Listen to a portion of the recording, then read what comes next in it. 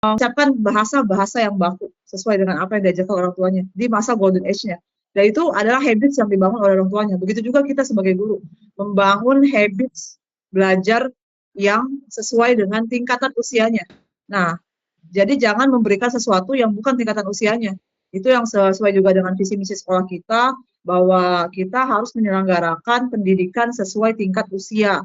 Jadi kalau anak 2 tahun jangan disuruh ngajarin kali-kalian, agak berat gitu ya. Jadi gunakan abstraksi, hal-hal yang bisa dijadikan sebuah pengetahuan. Misalnya gini, ada namanya ritme belajar role model.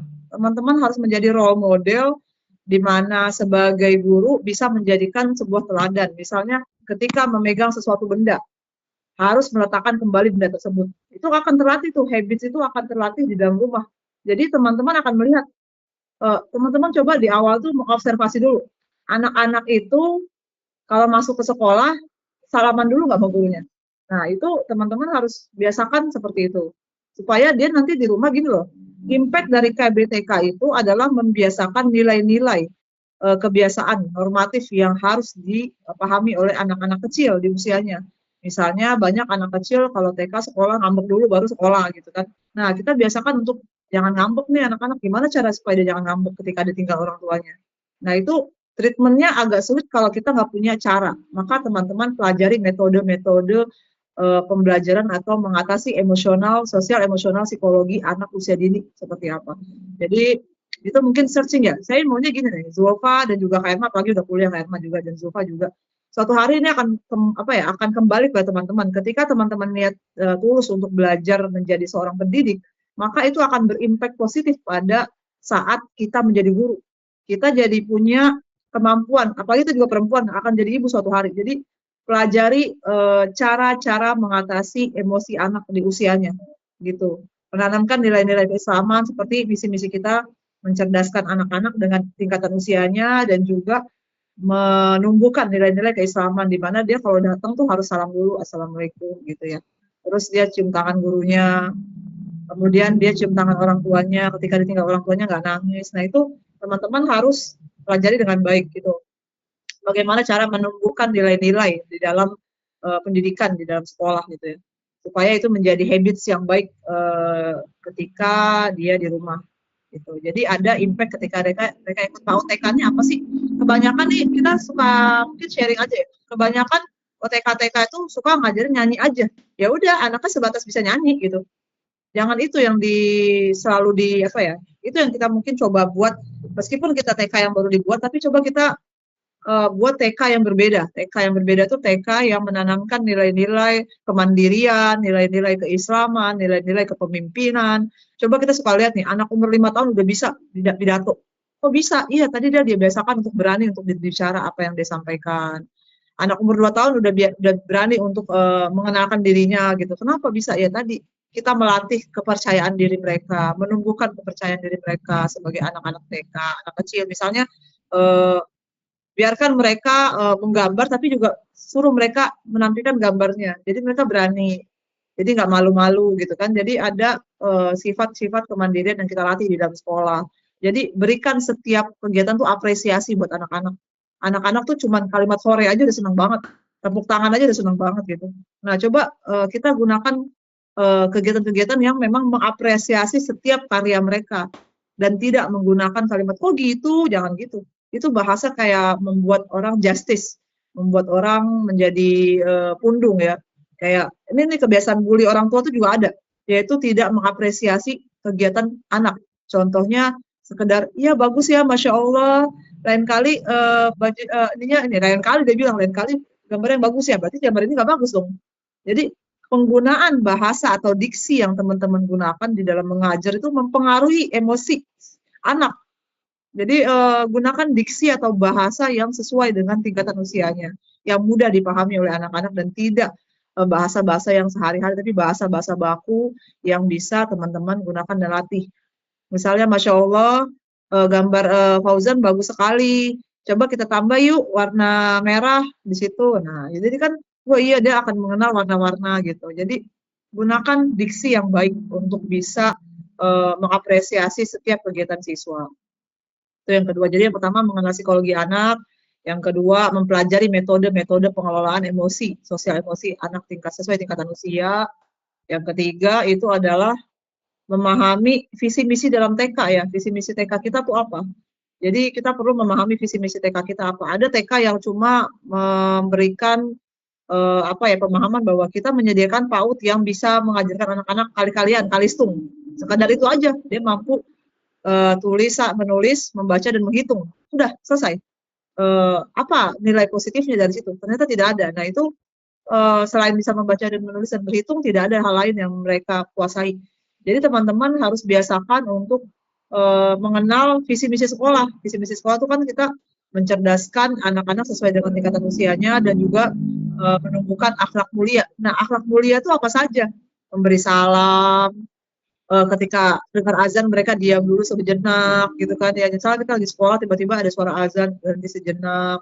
Ketika misalnya ada yang dorong-dorongan, kita coba melerai dengan cara tidak membela salah satunya tapi membuat keduanya salaman, meleraikan gitu-gitu. Jadi nilai-nilai itu harus dibangun dari guru dulu.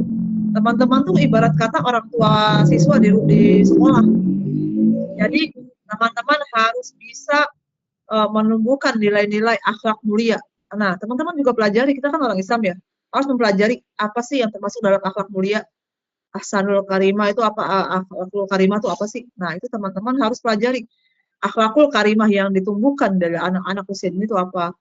Mengenal Tuhannya, tauhid. Yang kedua, mengenal nilai-nilai keislaman sebagai seorang anak. Yang ketiga, menumbuhkan sopan santun, nilai-nilai kesopanan, kesantunan, terus menumbuhkan nilai-nilai normatif yaitu berbagi, nilai-nilai berbagi pada anak-anak. Nih anak-anak biasanya suka berebutan mainan dan juga tempat atau pensil, pulpen. Nah, teman-teman ajarkan bagaimana cara berbagi. Ya, jadi mereka tuh di sekolah belajar bermitra dengan temannya. Kira-kira kalau sama temannya berantem kenapa nih ya? Karena dia yang satu krayonnya bagus, yang satu enggak. Nah, itu coba kita hindari seperti itu dengan cara menumbuhkan akhlakul karimah dari mereka. Terus yang ketiga tadi kan udah visi misi, yang keempat adalah memahami metode dalam pembelajaran TK, PAUD TK nih. Memahami dalam pembelajaran metode PAUD TK. Nah, ini ada nanti akan dijelaskan oleh Tiara metode-metode pembelajaran sentra apa saja, ada sentra balok, ada sentra keterampilan, life skill, ada sentra apa saja nanti teman-teman bisa cari tahu ya. Terus yang keempat, teman-teman nanti itu akan disampaikan Tiara poin itu ya, pembelajaran sentra. Yang keempat, harus tahu bagaimana layanan PAUD itu secara teknis maksudnya pelayanan akademik dari sekolah TK itu apa saja sih? Seperti standar anak TK ini kalau dikatakan lulus TK tuh apa standarnya? Jadi kita belajar contoh tentang kalau di dalam modul yang saya kasih pedoman umum itu ada di halaman berapa tuh ya? Nah, ini ada tentang standar pengelolaan pelayanan minimal PAUD TK. Nah, itu ada di peraturan pemerintah nomor 57 tahun 2021 tentang 8 standar pendidikan. Jadi teman-teman akan belajar namanya pendidikan itu ada standar-standarnya. Seseorang dikatakan lulus itu coba di halaman berapa ya? Page 24 dari 79. Halaman 24 dari 79 coba bisa dilihat itu. Ada standar pendidikan TK seperti apa. Itu ada standar tingkat pencapaian perkembangan anak, ada standar isi, standar proses, standar penilaian atau asesmen, standar tenaga kependidikan, standar sarpras, standar pengelolaan, dan standar pembiayaan. Nah, teman-teman selain jadi guru, teman-teman juga harus bakat membantu Tiara dan Hafa untuk mengembangkan sekolah. Artinya, kita kan rencana ke depan akan membuat TK dan juga mungkin PAUD yang bisa dilegalisasi oleh setempat sampai kita suatu hari mungkin akan punya gedung. Mudah-mudahan insya Allah gitu ya. Di masa depan kita tuh punya futuristik harapan TK ini nanti ke depan bisa kita buat gedungnya. Apalagi kita punya support yayasan dan lain-lain. Nah, dengan cara apa gitu memulainya? Ya dari sekarang kita mulai dengan cara membuat standar-standar itu. Misalnya ketika teman-teman jadi guru, teman-teman harus buat perangkat pembelajaran, ya kan? Membuat lesson plan namanya, rencana pembelajaran. Hari ini saya mau ngajar, saya mau ngapain sih? Nyanyi doang. Enggak gitu. Jadi kebanyakan guru TK ini kelemahannya adalah dia datang itu membawa dirinya saja. tidak berpikir dia tuh ngajar apa. Jadi kalau kita kayak ke kampus, kita udah punya waiting list. Nah, itu kita punya namanya lesson plan di dalam pembelajaran tuh kalau misalnya kita jadi guru, nanti saya akan berikan contoh-contohnya ya, di grup nanti sama Tiara juga sama Alfa, tentang rencana pembelajaran. Jadi kita harus mengetahui rencana pembelajaran kita atau lesson plan namanya, membuat lesson plan atau rencana pembelajaran. Hari ini misalnya judulnya temanya pengenalan jenis-jenis apa ya, bangun ruang, balok, bola dan lain-lain. Maka hari ini kita mau ngapain ya kegiatannya ya? Kita harus bawa sesuatu, berarti kegiatannya bawa sesuatu. Apa nih bawa sesuatunya? Sama seperti tadi Tiara bilang, setiap kali kita ngajar kita harus punya amunisi atau namanya kalau perang tuh harus bawa alat kan. Alatnya tuh apa? Karton, daun, gunting. Jadi teman-teman biasakan sebagai seorang guru tuh niat. Niat itu adalah diawali dengan cara menyiapkan apa yang mau kita bawa dari rumah untuk mengajar. Jadi kalau besok mau ngajar itu kita ada niat dari malam tuh kita misalnya ke bagian sentra masak, sentra kemampuan memasak misalnya. Kita tuh mau buat apa ya hari ini ya? Oh, cooking class. Coba teman-teman suka lihat deh. Anak SD di sekolah Islam, mereka sudah bisa marketplace, sudah bisa membuat market days di mana anak umur kelas 1 SD, kelas 2 SD belajar untuk berwirausaha. Nah, itu kenapa bisa begitu? Karena ditumbuhkan dengan kegiatan-kegiatan melatih mereka mengayak tepung, mengenal jenis-jenis makanan, bahan makanan dan lain-lain. Nah, itu teman-teman kan dipikirin tuh dari malam. Besok saya mau ngajarin tentang mengenali bahan-bahan makanan atau mengenali alat rumah tangga, gunting, kayu, sendok. Nah, jadi teman-teman bisa bawa simulasikan gitu, demonstrasikan kegiatan itu dengan cara memberikan stimulus bawa tuh barang-barangnya. Contoh-contoh. Jadi kalau nanti adik-adik kalau nanti di rumah habis makan diapain piringnya? Dicuci. Nah, kita suruh mereka merapikan, menjaga kebersihan. Nah, gitu-gitu. Kalau kita omongin bahwa kebersihan sebagian dari iman ya. Gitu. Jadi tadi setiap kali ada kegiatan ada nilai keislaman yang kita bangun di situ. Jadi kita tuh harus menggunakan bahasa-bahasa yang ini seringkali orang di sekolah TK itu, oh iya bagus sudah selesai hore. Ya enggak gitu apresiasinya, enggak hanya itu, tapi mengajarkan nilai-nilai keislaman dengan cara setiap mereka melakukan sesuatu ada apresiasi yang menyebut nama asma Allah dan juga mengajarkan mereka untuk disiplin sebagai seorang Islam. Jadi tadi meletakkan barang sesuai tempatnya, merapikan tempat setelah belajar, terus bergotong royong, saling membantu dalam kegiatan ketika misalnya dalam role plays, dalam kegiatan belajar mereka gandengan tangan untuk bisa merapikan semua tempat sekolahnya gitu-gitu. Jadi biasakan kegiatan-kegiatan yang kita kayak lagi ngajarin ponakan lah. Kita kan suka emosi nih kalau ponakan kita kalau habis berantakin mainan nggak diberesin kan gitu ya. Nah gitu juga kita ke murid kita gitu. Jadi analogikan kita tuh lagi ngolah anak nih. Anak kita kalau kita ajarin manja, dia besok manja tuh sampai gede.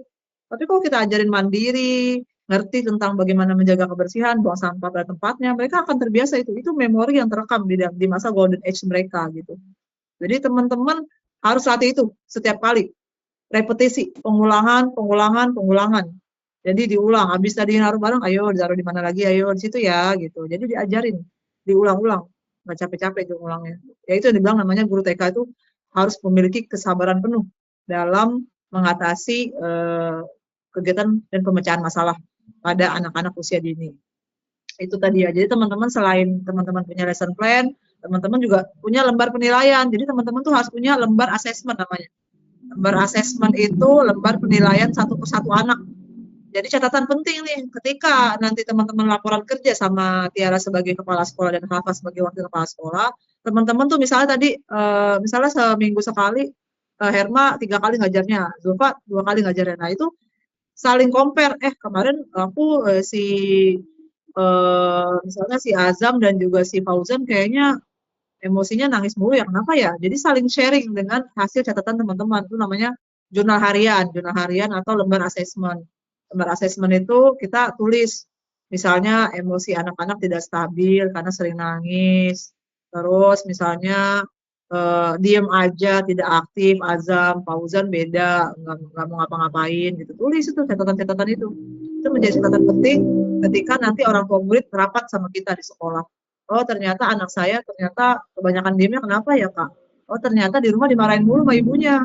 Sekaligus kita juga membina ibunya, Ibu, kalau di rumah Azam jangan dimarahin ya, ini coba diapresiasi. Jadi kita selain membina diri kita dan juga anak murid juga membina orang tuanya, mengedukasi orang tuanya. Itu tujuan dari TK juga kita ya. Kita tuh pengen gini loh, membuat sekolah yang seideal mungkin gimana sih? Coba kita habitskan, meskipun nggak ideal, tapi paling tidak kita mencoba memperbaharui TK-TK yang pada umumnya itu cuma ya nyanyi, belajar kalistung, tapi nggak ada nilai-nilai keislaman yang dibangun di situ. Ya, jadi akhlak anak-anak ya udah begitu aja. Anak TK sekarang berlomba-lomba dengan sepatu yang bagus dan tas yang bagus. Nah, padahal nggak itu esensinya.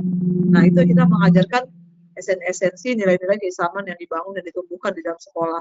Sehingga orang tuanya merasa, wah saya senang deh anak saya diajar kakak, Kak Erma dan Kak Zulfa. Ternyata anak saya tuh suka cerita di rumah. Kak Zulfa ini suka ngelus dan kos sama anak saya gitu. Suka ngelus punggungnya. Itu tuh touch apa ya, deep talk antara guru dengan murid itu terasa di murid. Dia akan cerita, tadi aku sama bu guru di ini mama ditosin karena tadi nilai aku bagus sekolah. Itu diceritain di rumah gitu. Terus juga dia cerita, oh tadi Kak Erma ini mah Bu Erma tadi bilang gambar aku bagus. Itu diceritain di rumah. Jadi coba kesan-kesan baik itu tetap ada di kita sebagai seorang guru. Karena orang tua akan menilai, oh KBTK ini bagus ya buat anak saya. Ternyata anak saya memiliki akhlak yang baik setelah sekolah di situ. Gitu. Itu ini yang aku bilang PR banget bagi kita semua. Karena kita memulai. Bukan ada TK yang udah ada namanya Abata udah punya TK-nya udah bagus itu. Nah, ya kita coba memulai. Emang memulai itu sulit, tapi ketika kita memulai dengan niat yang baik, niat yang lurus, nanti insya Allah berjalan dengan baik gitu ya. Jadi punya lembar assessment harian, setiap hari ngajar tuh abis ngajar teman-teman observasi nih. Oh, nilai keaktifannya bagus nih gitu. Si Azam misalnya Azam sangat punya kemampuan dalam menggambar. Dia pendiam sih, tapi dia jago menggambar. Misalnya, oh ternyata Fauzan paling suka lari-lari. Oh berarti nih harusnya kegiatannya nih banyak olahraga nih Fauzan. Mungkin dia lebih suka bergerak. Kayaknya nggak bisa diem nih, hilang sedikit langsung lari-larian nih naik pagar gitu kan. Nah itu jadi kita punya lembar observasi pada anak-anak itu namanya lembar assessment, lembar penilaian pada masing-masing orang. Nah itu ada lembar apa saja nanti mungkin kita akan lengkapi dalam perangkat nanti yang akan diajarkan ya. Terus yang kelima terakhir adalah membangun komunikasi dan kemitraan yang baik bersama orang tua. Ya jadi orang tua anak TK ini rumpi ya, rumpi itu apa ya? Ribet gitu. Itu mungkin yang terakhir. Jadi kita coba membangun komunikasi yang baik sama orang tua. Setiap kali habis ngajar, misalnya emaknya nungguin nih di luar, ibu mohon izin ya, ibu di samping dulu di pojokan, jangan ada di saat kita ngajar supaya anak ibu belajar untuk mandiri dan tidak nangis ketika ibu tinggal. Nah, gitu coba kita tegas dengan orang tua, tapi juga dengan cara yang ahsan dan lembut, tidak menyakiti orang, tapi bilang ibu biarkan Fauzan, Azam dan lain-lain di sini, ibu duduk aja di situ ya, gitu. Karena gini, kadang-kadang guru TK ini nggak bisa nih mengatasi emosi orang tua.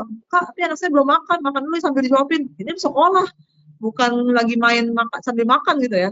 Jadi biarkan kita punya aturan, rambu-rambu, ritme dalam sekolah, orang tua itu harus patuh gitu dengan cara apa ya tadi kita membangun komunikasi yang baik. Ibu selama saya ngajar ibu boleh nunggu anak ibu tapi ibu agak di pojok duduknya ya, dan juga kalau misalnya belum makan makanannya sini dikumpul di saya bu supaya nanti kita ada jam makan bersama misalnya makan siang karena anaknya kebiasaan makan jam 10 misalnya. Nah coba kita juga punya peraturan itu ketegasan dalam merapikan kegiatan kita. Kadang-kadang kita tuh terbawa emosi orang tuanya heboh pengen nyuapin anak sedangkan kita mau ajar. Nah jadi nggak bisa nih ntar yang satu makan yang satu nggak makan. Nggak boleh. Kan tiba-tiba yang lain makan, tiba-tiba dia makan roti. Yang temennya ngamuk minta beli roti. Ibunya jajan dulu akhirnya keluar. Akhirnya anaknya nggak belajar sama kita. Nah itu kondisi-kondisi yang di luar prediksi kita kadang-kadang. Nah itu yang mungkin teman-teman harus biasakan. Coba di awal nggak apa-apa sih. Di awal tuh semuanya butuh adaptasi ya. Kita nggak perlu seideal mungkin, tapi paling tidak melaksanakan rambu-rambu yang kita pelajari di dalam pengelolaan TK. Semoga suatu hari ke depan, tadinya cuma 1 murid, 2 murid, 3 murid, sampai 15 murid, atau bahkan sampai 50 murid, dan bahkan sampai gedung sekolah nanti suatu hari nanti. Nah itu dibangun dengan cara memulai dengan cara yang baik. Itu sih mungkin yang bisa saya sampaikan. Kurang lebihnya mohon maaf. Wassalamualaikum warahmatullahi wabarakatuh. Saya kembalikan pada Tiara dan juga mungkin kalau ada pertanyaan boleh ditanyain sekarang gitu sebelum saya tutup dan sebelum kembali ke Tiara.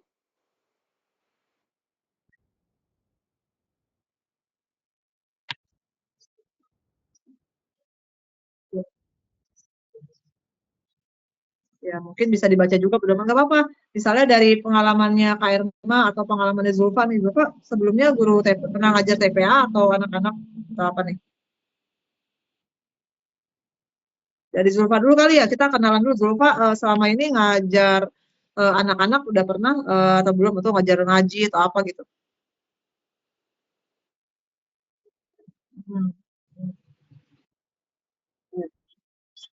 Nah, itu Zulfa berarti udah biasa ngajar ngaji Qira dan Quran. Nah, itu kan udah ngerti ya bagaimana cara ngatur anak-anak gitu kan ya, kalau supaya anak-anak nggak nangis kalau lagi ngaji gitu kan. Terus lari-larian gitu ya. Pasti nah ini bedanya karena TK kita bergaul juga dengan keilmuan pengetahuan alam dan lain-lain yang mungkin suatu hari itu kita nanti ada field trip ya, field trip keluar gitu kan. Terus kita juga maunya gitu, Zulfa mengajar ngaji juga anak-anak juga dimulai kalau kita tuh mulai dengan doa, diakhiri dengan doa. Jadi dia gitu-gitu. Zulfa mungkin juga mulai kayak gitu biasakan di dalam kabinettika kita juga gitu, mulai dengan doa, diakhiri dengan doa, dimulai dengan salam, diakhiri dengan salam. Jadi murid-murid terbiasa gitu di rumah. Ya saya rasa Zulfa dalam perkembangan usianya Zulfa juga akan belajar untuk oh ini ya cara ngelola sekolah. Karena suatu hari sekolah ini akan kita buat jadi besar, insya Allah ke depan gitu. Mudah-mudahan Zulfa suatu hari punya masa depan menjadi guru yang baik, itu jadi punya bekal. Bekal dari situ. Jadi kakak bukan hanya meminta kalian bekerja, bukan. Bekerja dan belajar.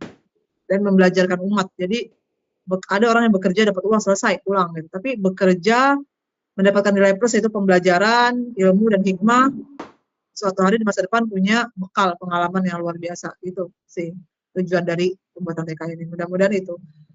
Insya Allah ke depan Zulfa bisa bareng ya ngetim sama kakak, sama Tiara. Karena kakak sifatnya konsultan saja dan tidak terlalu selalu sering ada, tapi mungkin di masa-masa tertentu kakak akan datang untuk bareng-bareng kita bikin lesson plan, bareng-bareng bikin ini sampai mungkin nanti teman-teman udah punya, wah nanti kakak akan observasi teman-teman kalau ngajar kayak gimana gitu. Kita kasih evaluasi, kita lebih kayak sharing. Kakak nggak pengen kita kakak menjustis, oh Zulfa nggak bisa ngajar, oh emang nggak gitu. Kita sama-sama membangun kemampuan orang, menumbuhkan kemampuan orang supaya tidak terjadi baper-baperan. Aduh, kok gue nggak sebagus Zulfa ya, kok gue nggak sebagus Erma ya, gue nggak sebagus Kak Cipit ya, nggak usah gitu.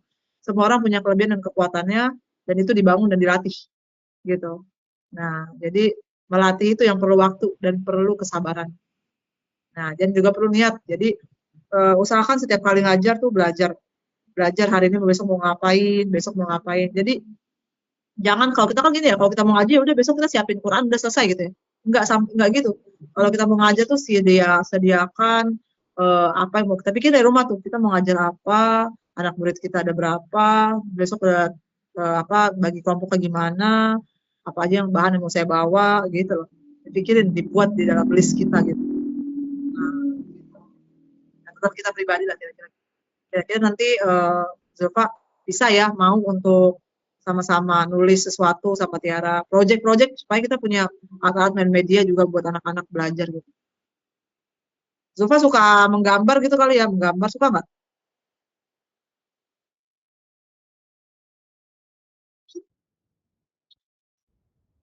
Mau kalau gambar tapi bisa suka melipat-lipat kertas nggak? Lipat-lipat kertas ya mungkin sekali lihat. Nah mulai sekarang mungkin sering-sering lihat video YouTube nih kalau ngajar anak PAUD gimana sih membuat gambar-gambar, membuat lipatan-lipatan kapal-kapalan, kertas, tempat sampah dan lain-lain gitu. Jadi Zulfa coba kayakan diri dengan cara belajar dari website, dari jurnal, dari internet, dari YouTube. Apa aja sih yang kalau ngajar TK nih apa yang perlu disiapin gitu gitu. Gitu ya. Oke. Mungkin Kak Erma ada pertanyaan? Kak Erma udah ini nih udah biasa nih ngajar TK, Masya Allah.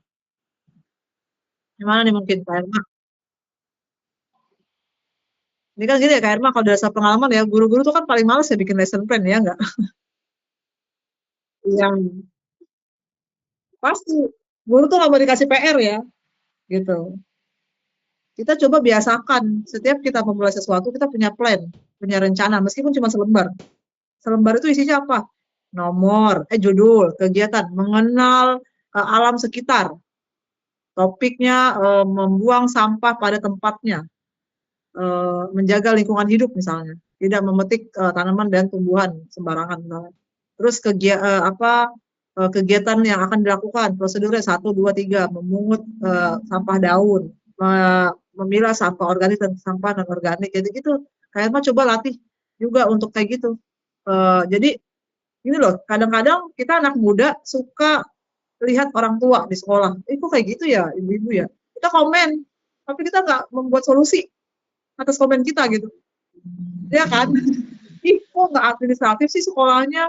Nggak ada lembar absennya, nggak ada lembar buku induknya, nggak ada lesson plan gurunya. Ya kita pun juga nggak begitu ternyata.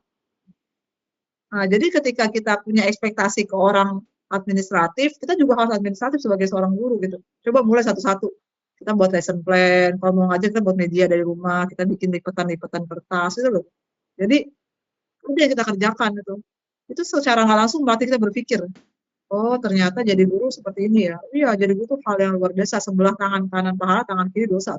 Gimana tangan kanan pahala karena kita bergaul setiap hari untuk bikin sesuatu. Tapi tangan kiri dosa karena kita nggak ngapa-ngapain.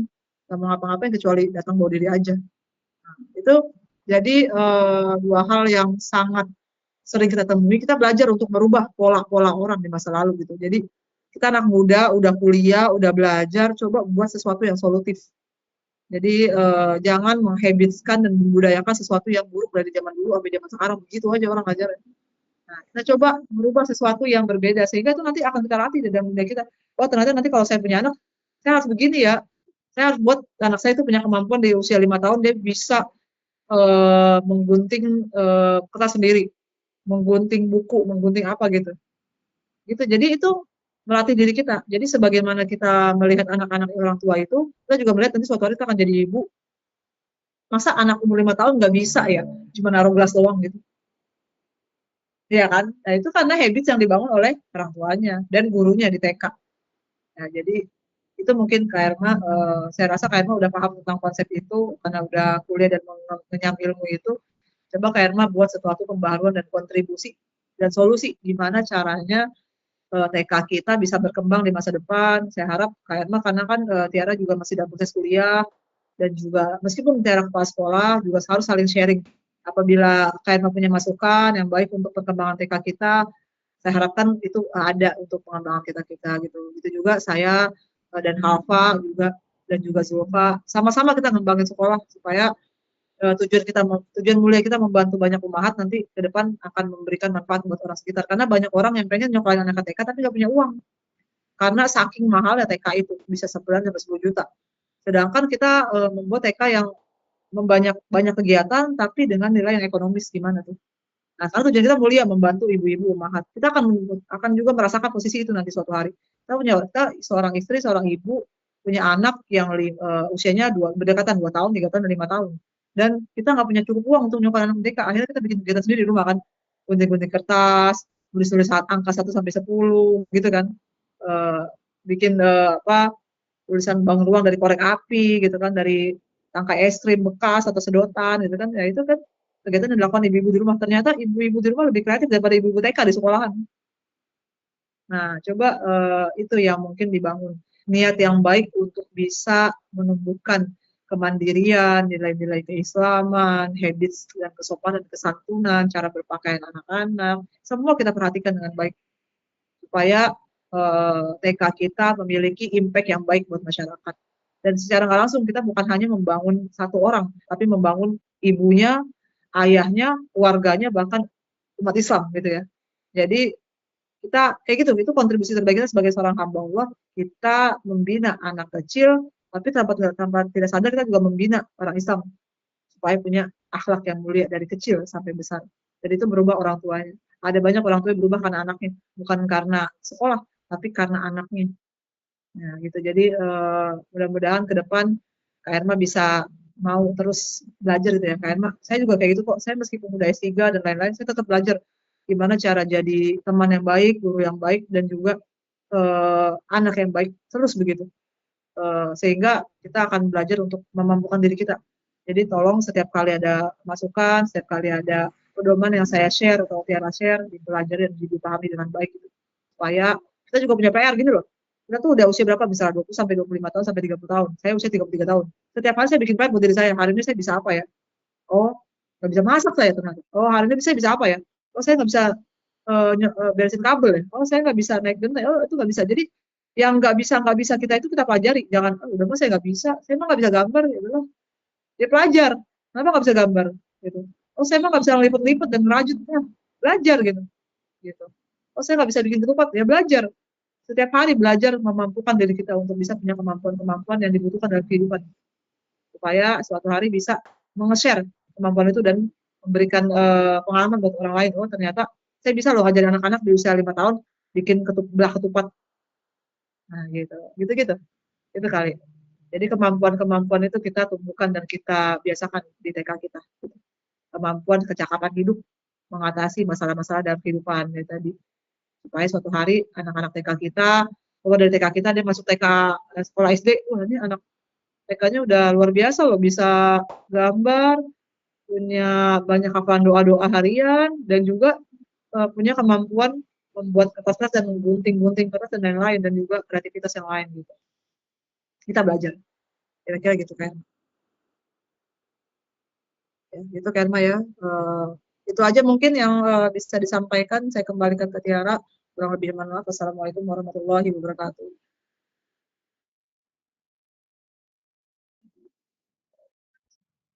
Ada nanya nggak?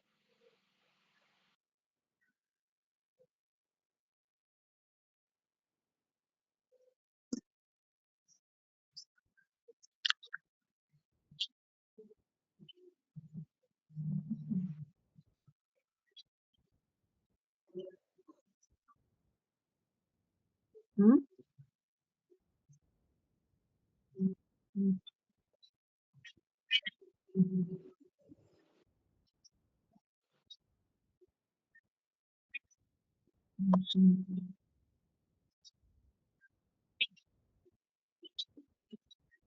Hmm.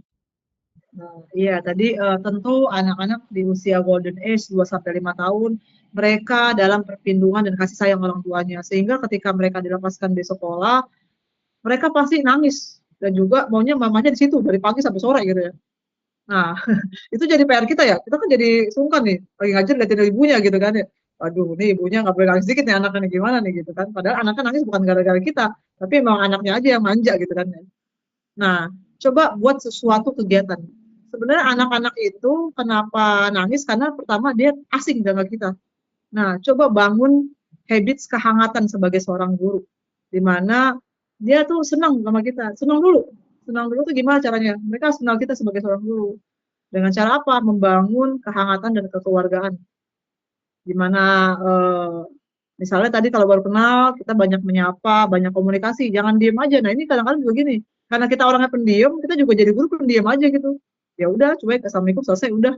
Kita mulai anak-anak ya nggak gitu. Dari pertama datang tuh kita langsung jemput anak-anak.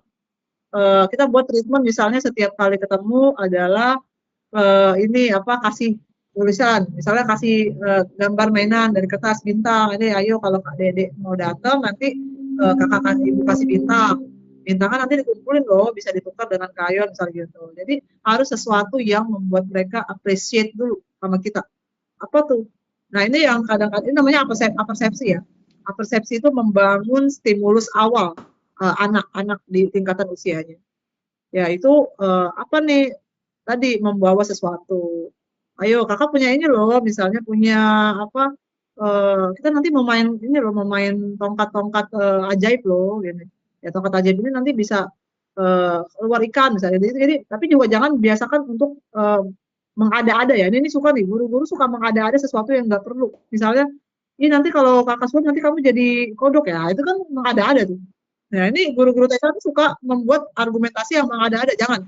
Harus membuat kondisi yang real, yang nyata nih. Misalnya, nih kakak kasih kertas bintang ya, ini kan kertasnya ada nih, di kertas origami kita buat jadi bintang. Bintang kan nanti ditempel loh, di sini ditempel di dada dede, angka 1.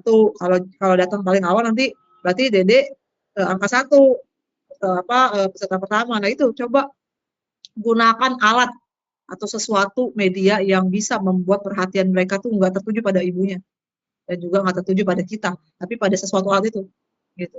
Jadi itu yang tadi saya bilang, saya itu guru SMA dulu ya, tapi saya selalu bawa alat setiap kali saya ngajar, yaitu kertas, cotton bud, atau hal-hal yang bisa saya bawa, pokoknya yang bekas-bekas yang mudah didapat, yang itu bisa saya gunakan untuk bisa membuat siswa tuh paham dulu dan senang dulu sama saya. Jadi mereka selalu lihat, kita kalau belajar notebook itu setiap hari ada sesuatu yang baru ya.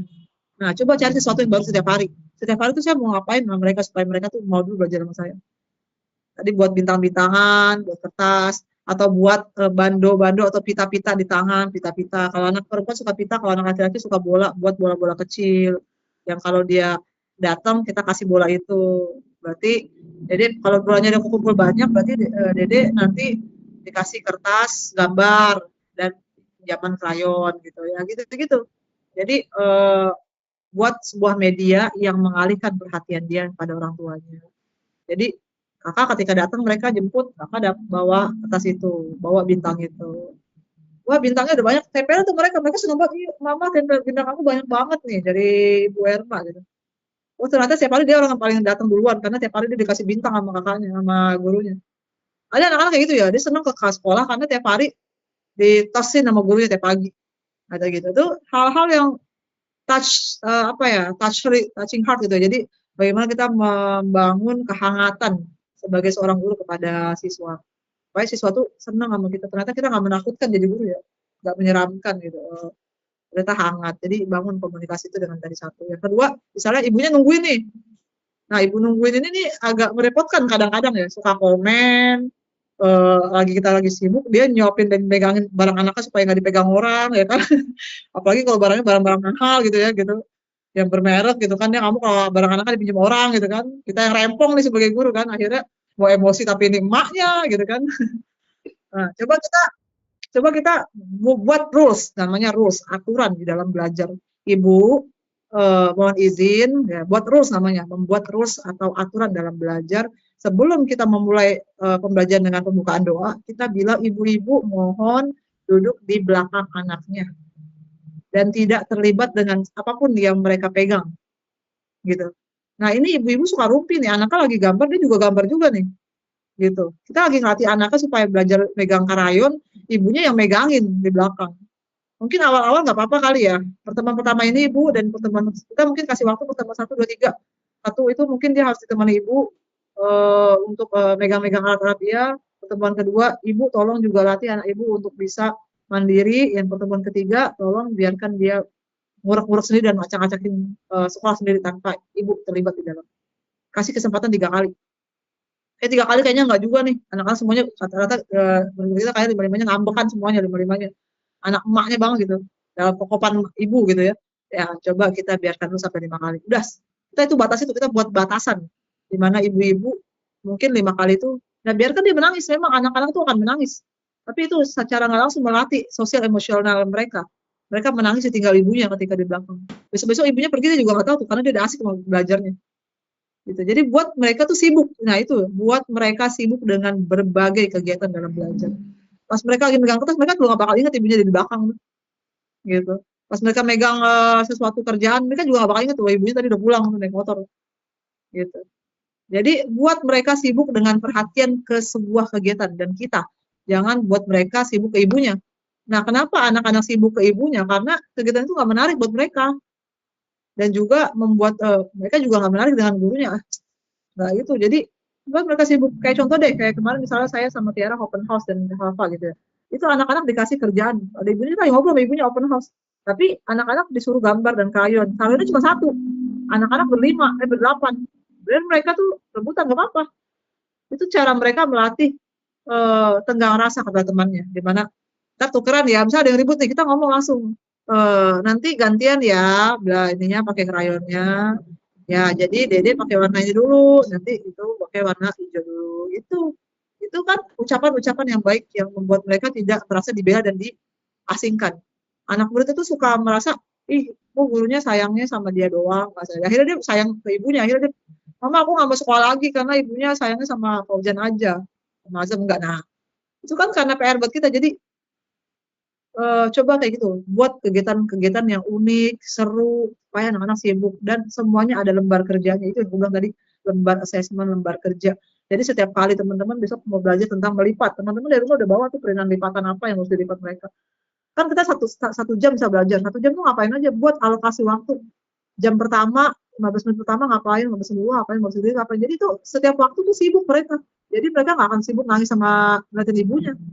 Dan juga biasakan jangan ibu-ibu nyuapin anak ketika kita lagi belajar. Nanti mereka akan ada timbul kecemburuan. Kok Kak, kok dia boleh, ada ibu yang protes gini ya, Kak, kok dia boleh makan, anak saya nggak boleh bawa makanan, boleh bawa minum, dan kasih kesempatan misalnya, Bu, karena kita belajar di jam 10, jam 9 coffee break, bisa 15 menit ya, boleh Bu kasih suapin makanan dulu, silakan bawa makan masing-masing, gitu. Tapi boleh makan makanan yang sehat dan juga tidak jangan terlalu berlebihan. Cukup bawa nasi misalnya sama susu saja, tidak boleh bawa makanan lain itu. Gitu. Makanan kesukaan dia, jajanan dia, cilok dan lain-lain nggak boleh. Itu kan menimbulkan cemburuan dan lain-lain. Oh, dia mah boleh makanan banyak banget, tapi nggak dibagi saya anak saya. Nanti butuh cuma bawa susu doang buat anaknya. Nah, itu akan ada proses-proses melatih kemandirian dan juga insting kita sebagai seorang guru gimana nyelesain masalah. Nah, itu yang mungkin bisa Kak Erma bangun untuk bisa tadi Bang, pentingnya komunikasi yang baik dan ahsan bersama orang tua. Biarkan mereka dulu ikut terlibat nggak apa-apa, tapi sampai batasan mana gitu. Dan buat rules, buat aturan yang jelas. 1, 2, 3, print kalau perlu aturan itu di dalam sekolah. Nanti mungkin bisa rancang Kak Erma, Zulfa, Tiara, dan Halfa buat rancangan rules dan aturan dalam belajar. Di mana siswa boleh bawa bekal, bekalnya harus 4 sehat 5 sempurna misalnya, nggak boleh berlebihan atau jajanan-jajanan luar nggak boleh. Terus makanan bergizi gitu kan. Terus misalnya tidak boleh bawa plastik-plastik sampah, harus bawa botol tumbler sendiri gitu kan. Gitu-gitu coba buat rules itu masing-masing. Saya suka lihat di sekolah-sekolah umum ya, ibu-ibu suka bawa bekal ya, itu memang diatur sama sekolah. Hari ini menunya adalah roti dan susu. Udah cukup, tidak susu. Nggak boleh bawa yang lain. Besok menunya adalah telur rebus dan nasi putih sama. Anak saya nggak suka Kak ya, nggak boleh. Ini aturan rules kita. Dimana kita melatih anak-anak untuk makanan-makanan yang bergizi. Gitu. Silakan kalau dia sebelum sekolah mau makan dulu ya nggak apa-apa. Yang penting di sekolah tuh bawanya nasi dan telur gitu. Nah itu namanya rules. Ketika kita punya rules, orang akan belajar untuk taat dan disiplin. Tapi kalau kita nggak punya rules, ya itulah kekacauan terjadi di dalam sekolah.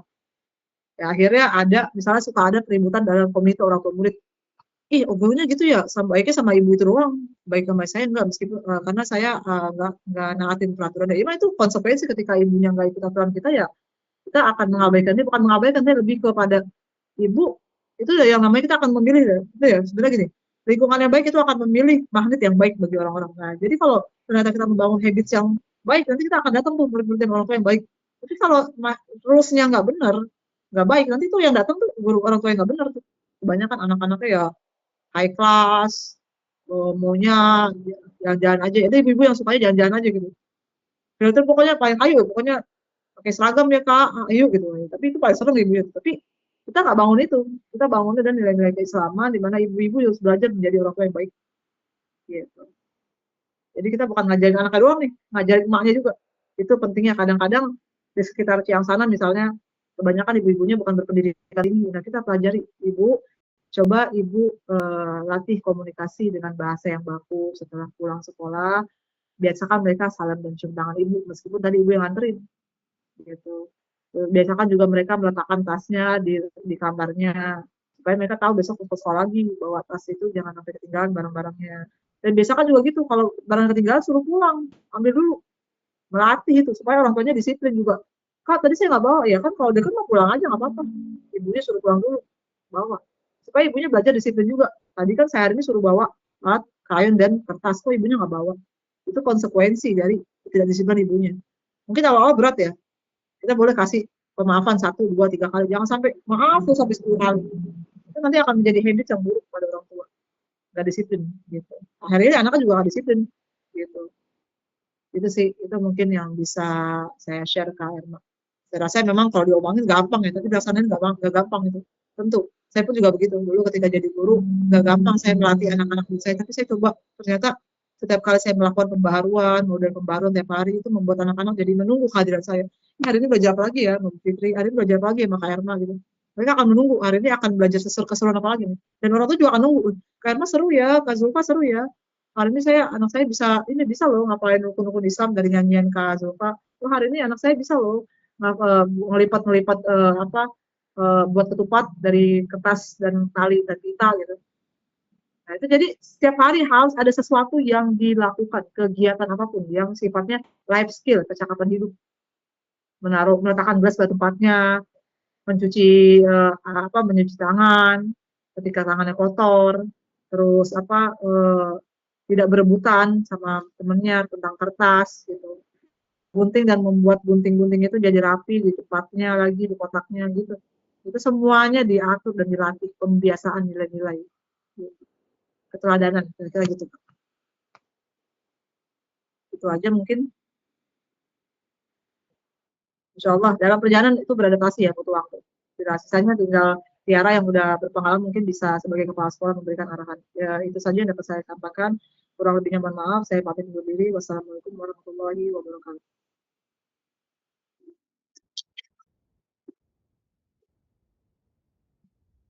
Sama-sama. Ya, pamit ya, Nova dan Kak Irma. Bismillah, semangat, semangat. Dari ke depan kita akan banyak kegiatan nih. Ya. Assalamualaikum. Kalau baru-baru emang belum ada murid belum kelihatan, tenang aja. Suatu hari nanti akan ada banyak murid kalau udah mulai. Kita siapin dulu amunisinya sebelum kita mulai untuk perang. Assalamualaikum.